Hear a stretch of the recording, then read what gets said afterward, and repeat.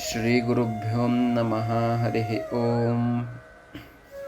ತತೋ ಜಟಾಧಾರ್ಯಜನಾಪಮಾನಂ ಸಕರ್ತೃಕಾಮಃ ಸಹ ಭೃತ್ಯವರ್ಗೈಃ ತಾವದ್ಧುನಿ ನಿರ್ಝರರಾಚಾರುಕುಂಡಮಂ ಸಮೇತ್ಯ ತೋಯಂ ಪಿಬತಿ ಸ್ಮ ಪೇಯಂ ಭೋಕ್ತುಂ ನಿಷಣ್ಣಃ ಪೃಥುಶಾಲಿಕಾಯಾಂ ಪತ್ರಾಲಿ ಸಂಸ್ಥಾಪಿತಮನ್ನಮಗ್ರೆ ಆಸಂಜಟಾಧ್ರಾ ಸಮಗಾತ್ತದಂಕಂ ತದೈವ ದತ್ತಾನುಜದೂತ ಏಕಃ ರೋಷಾಭಿವೃದ್ಧ್ಯ ಕಲಹಾಗಮಾಯ ತೇಷಾಂ ದ್ವಿಷಾಂ ಸ್ವಪ್ರಭುನಾಭಿನುನ್ನಃ ದೂತೋ ಜಟಾಧಾರ್ಯ ಜನಾಲಿ ಮಧ್ಯಂ ಪತ್ರಾಣ ಸಂಬಂಧ ಪದೋ ವಿಶತ್ಸಃ ತಂ ದಾದೃಶಂ ವೀಕ್ಷ್ಯ ಜಟಾಧರಾಸ್ತೆ ನಿಂದಂತ ಏನಂ ಪರುಷೋಕ್ತಿಜಾಲೈಃ ಕೋಪಾದಿತಾಮ್ರಾಕ್ಷಿಯುಧಾನಿ ಹಂತುಂ ಚಕ್ರೋರ್ವಿಕೋಶಂ ಖರಶಸ್ತ್ರಜಾಲಂ ತದ್ವ್ಯಾಚತೋ ದತ್ತಪದಾನುಜೋ ಯೋ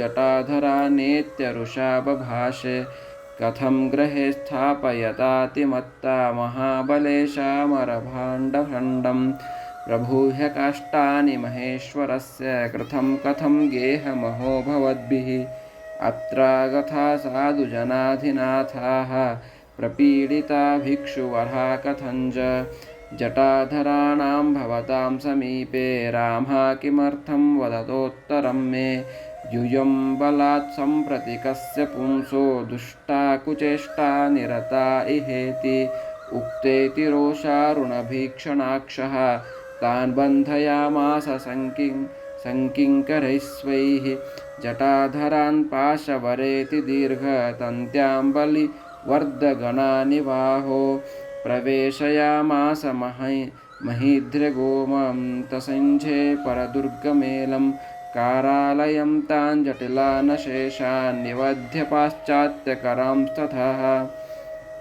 ಅಧೀಶಪಾದಸ್ಮರಣಪ್ರಭಾವಂ ಚಿತ್ರಂ ಪ್ರವಕ್ತುಂ ನ ಬುಧಾಃ ಸಮರ್ಥಾಃ ಯತ್ತತ್ಸತೇರೇವ ವಿಪದ್ಧತೀರ್ಣೋ ವಿರೋಧಿನಾಮಾಪದತೀವ ಚಿತ್ರಂ ಇತಿ ವದಂತಮಮುಂ ಗುರುರಾಸಚರಣಸಂಸ್ಮರಣ್ಯಸ್ಯ ಮಹಾದರಾತ್ ಬುಧಜನಾ ಮಹಿಮಾನಮತೀಯತೆ ಕುತುಕಿನೋ ನುನು ಊರ್ಬಹುದಾದರಾತ್ ಶ್ರೀ ಸತ್ಯಾಭಿನವಾಖ್ಯಪೂಜ್ಯಚರಣಾಂ ತೇವಾಸಿನಾ ತನ್ಮುದೇ ಶೇಷಾಚಾರ್ಯ ಭುವಾದರಾದ್ವಿರಚಿತೆ ಸಂಕರ್ಷಣಾಖ್ಯಾಯುಜಾ ಶ್ರೀಮತ್ಸದ್ಗುರು ಸತ್ಯನಾಥ ಯತಿರಾನ್ಮಾಹಾತ್ಮ್ಯರತ್ನಾಕರೇ ಸರ್ಗೋಷ್ಟಾದಶ ಆಯಯಾವವಸಿತಿಂ ಲಾಲ್ಯೇನ ಸೂರ್ಯೈ ಜನೈಃ ಶ್ರೀಕೃಷ್ಣಾರ್ಪಣಮಸ್ತು.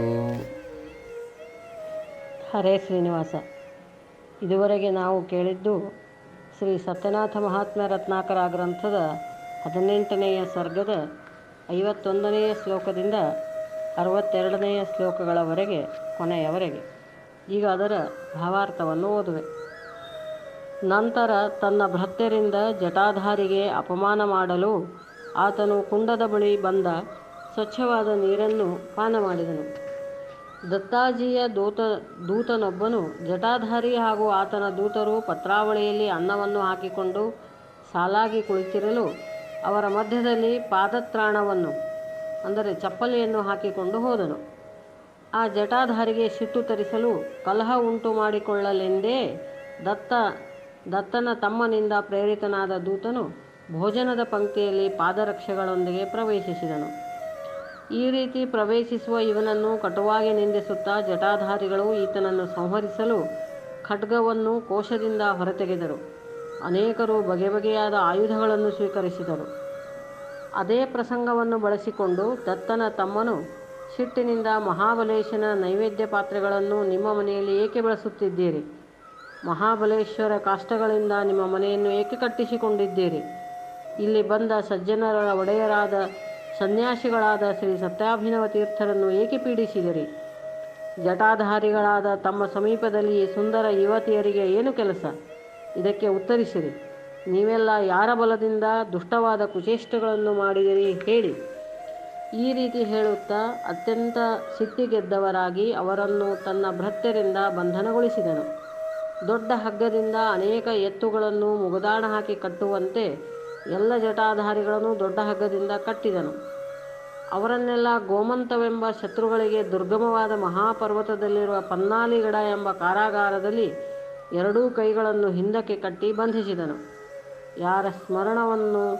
ಯಾರ ಸ್ಮರಣ ಮಾತ್ರದಿಂದಲೇ ವಿಪತ್ತು ದೂರವಾಯಿತು, ವಿರೋಧಿಗಳಿಗೆ ಅತ್ಯಂತ ಆಪತ್ತು ಬಂದೊದಗಿತು, ಅದು ಬಹಳ ಆಶ್ಚರ್ಯ.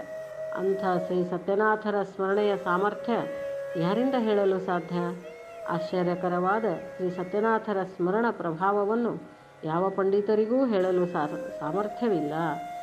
ಈ ರೀತಿ ಮಹಾ ಆದರದಿಂದ ಗುರುರಾಜನ ಸಚ್ಚರಣ ಪಂಕಜ ಸ್ಮರಣೆಯ ಪ್ರಭಾವವನ್ನು ಹೇಳುವ ಶ್ರೀ ಸತ್ಯಾಭಿನವ ತೀರ್ಥರನ್ನು ಬುಧಜನರು ಅತ್ಯಂತ ಆಶ್ಚರ್ಯ ಹೊಂದಿದವರಾಗಿ ಮಹಾ ಆದರದಿಂದ ಅವರನ್ನು ಸ್ತುತಿಸಿದರು. ಈ ರೀತಿ ಶ್ರೀ ಸತ್ಯನಾಥ ಮಹಾತ್ಮ ರತ್ನಾಕರದಲ್ಲಿ 18ನೇ ಸರ್ಗವು ಮುಕ್ತಾಯವಾಯಿತು. ಶ್ರೀಕೃಷ್ಣಾರ್ಪಣಮಸ್ತು. ಹರೇ ಶ್ರೀನಿವಾಸ.